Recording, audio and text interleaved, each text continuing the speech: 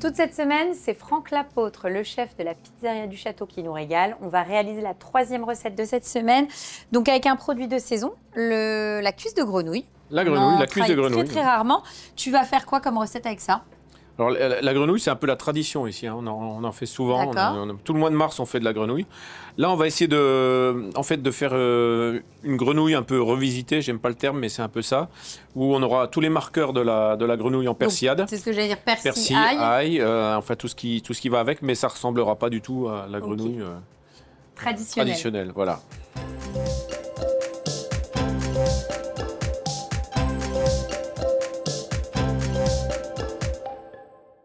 Alors, on y va. Donc là, c'est nos cuisses de grenouille. Voilà. Produit de saison. Donc là, nous, on récupère nos petites cuisses. Parce qu'en fait, les cuisses, on va les cuire en tempura. D'accord. On ne récupère que ce qui est plus beau, alors, plus toi, présentable. Alors, tu me dis que t'en prépares et t'en travailles beaucoup au mois de mars. En gros, tes recettes phares, c'est quoi? On a 3 recettes, en fait, qu'on propose. Celle qui marche le mieux, bien entendu, c'est la grenouille en persillade. Il n'y en a qu'une de cuisse. C'était une grenouille unijambiste. Effectivement. Donc nous disions, la recette vraiment phare, ce sont les grenouilles en persillade. Oui. Ça, c'est ce qui est le plus demandé, c'est vraiment le grand classique. Hein. En 2, on fait une grenouille aussi au Riesling et à la crème, disons, un peu plus le style un peu matelote alsacienne, comme ça, un petit peu dans l'esprit de la sauce, quoi. Très bon aussi, très apprécié. Et on fait également un petit risotto de grenouille. Bien. Voilà, risotto de grenouille avec un petit beurre d'ânette, monté avec un petit beurre d'ânette, comme ça, un peu de pecorino, c'est très bon. Et donc nous, là, on va travailler une grenouille en persillade. Un peu revisité. Voilà, revisité. Voilà. Donc ça, c'est bon. Nos cuisses, c'est réglé. Les cuisses, c'est réglé. On va les saler, poivrer légèrement. Et ensuite, on ira les traiter en tempura. Voilà. Donc, tu les assaisonnes. Et donc, après, on s'en occupera. On attendra. On va les cuire en tempura. Ici, on a préparé un petit mix tempura. Oui. Voilà, avec... Oui, qu'on trouve très facilement maintenant. Oui. Asiatique. Oui. Donc ça, on s'en occupe après. On fait quoi pendant ce temps? Alors là, on va maintenant faire une petite purée de persil racine, de racines de persil. Donc là, j'ai fait une pré-cuisson. D'accord, donc de nos racines de persil. D'accord. Et voilà. donc pré-cuisson à la vapeur. À la vapeur. Et en fait, là maintenant, ce que je voudrais, c'est les faire au beurre noisette. Alors là, je vais rajouter une petite gousse d'ail écrasée. Oui. Là, il faut saler, poivrer, bien sûr, puisque en fait, là, tu vas assaisonner. À la vapeur, il n'y a pas d'assaisonnement. Ouais. Donc sel et poivre. Voilà. Et là, tu attends une légère coloration noisette, justement. Voilà, que le beurre soit noisette, oui. Donc là, on voit, ça y est, c'est en train de prendre une petite coloration. Tout de suite, tu sais, ça a le côté gourmand là qui arrive. Oui. Et ensuite, là, un petit peu de crème, on déglace. Pas trop, hein. Là, on va faire un appareil un peu plus épais. Et donc, on va le mettre dans notre blender. L'idée, c'est de le mixer. Hein. Finalement, le même principe que ce qu'on a utilisé pour la recette précédente avec notre velouté d'oignon. Là, on va mixer et après le mettre en siphon. Tout à fait. Et donc là, on est parti. On mixe pendant combien de temps? De toute façon, il faut que ça soit le plus fin possible pour passer en siphon. Exactement. Donc, pendant que ça mixe, on va réaliser notre écume d'ail noir. C'est ça, oui. C'est ça? Oui. Donc, on a besoin du lait entier. Lait entier, c'est mieux pour faire la mousse. En fait, on va faire de la mousse. Oui, parce que l'idée, c'est d'avoir quelque chose d'écume, donc il faut un peu de gras. Ici, on a fait une petite purée d'ail noir avec de l'ail noir et un peu de bouillon de volaille. Ok, donc tu as mélangé les deux, tu as mixé de l'ail noir avec un petit peu de bouillon de volaille. Et ça donne une espèce de pâte. Voilà. Et là, on va mettre ça sur le chaud. C'est tout simplement. On va rien rajouter. Donc je mets ça au chaud. Hein. Parce qu'il y a déjà du sel, il y a déjà tout ce qu'il faut dedans. C'est parti. Voilà. Donc là, c'est bon? Voilà, là, c'est suffisamment. Et donc après, on le met dans le siphon. On va le mettre dans le siphon. Allez. J'ai juste pas d'entonnoir, alors faut que je fasse le... Tu veux que... je fasse le bobet. Ok, mais si, regarde, le talent... Le talent.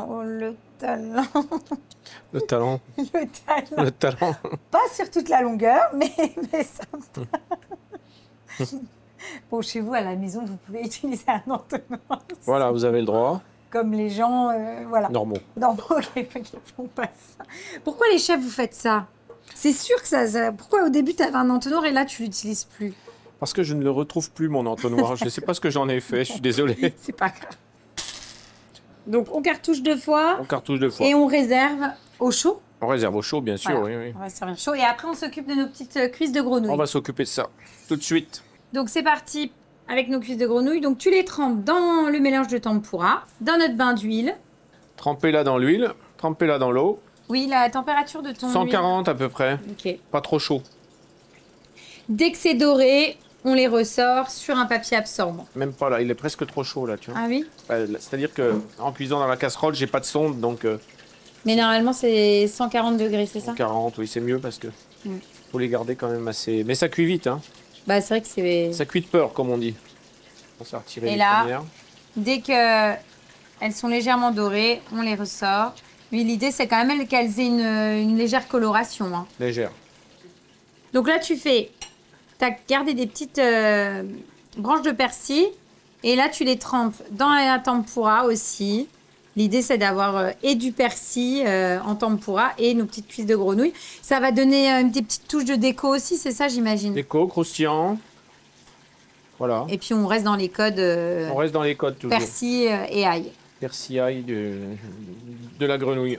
Donc là, c'est bon, on a quasiment terminé. On va dresser, on va goûter. Voilà, on a tout ce qu'il faut, il n'y a plus qu'à dresser. Donc là, on commence avec notre siphon au pané. Persil racine. Enfin, persil racine, oui. La texture est dingue. Super texture.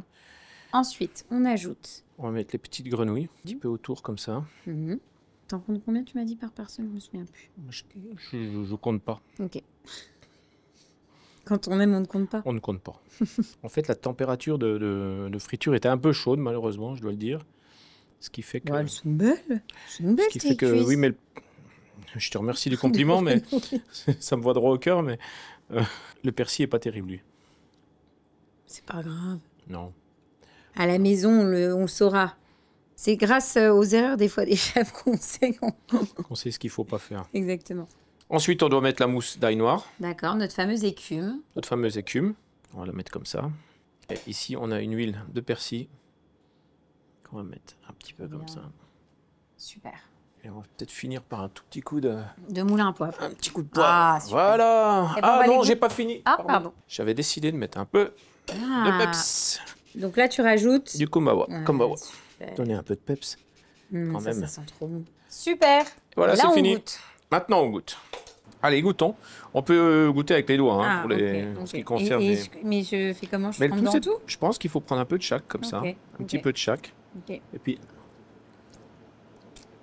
Alors, faut être gourmand. C'est bon, non? Franchement. C'est trop bon. Ta petite préparation, la ail noire et tout, c'est excellent. En fait, c'est tout à fait ça. Tu retrouves les marqueurs, mais en plus subtil, hein, je trouve. Voilà. Non, là, on est sur un produit de haute qualité. Hein. Le persil plat, c'est une herbe très parfumée, qui est souvent pas reconnue à sa juste valeur. Mais je trouve que l'association, effectivement, avec tes légumes racines, là, c'est un... Racine de persil. Voilà, racine de persil. Ça apporte vraiment de la douceur, l'ail noir, et puis tu vois, le fait d'avoir apporté le petit kumbawa au-dessus, c'est parfait. Là, c'est top. Et hein. l'huile de persil aussi qui est très parfumée. Hein. C'est vraiment, vraiment bien. Voilà, Belle voilà. recette. Eh bien... On fait quoi ensuite? Alors ensuite, on va faire un filet de bœuf au café. Ok. Voilà. On va faire un filet de bœuf au café avec un aligot parmesan. Voilà, une petite recette sympa comme ça. Ça a l'air gourmand. On va s'amuser. Un peu de noisettes du Piémont, deux, trois bricoles sympas.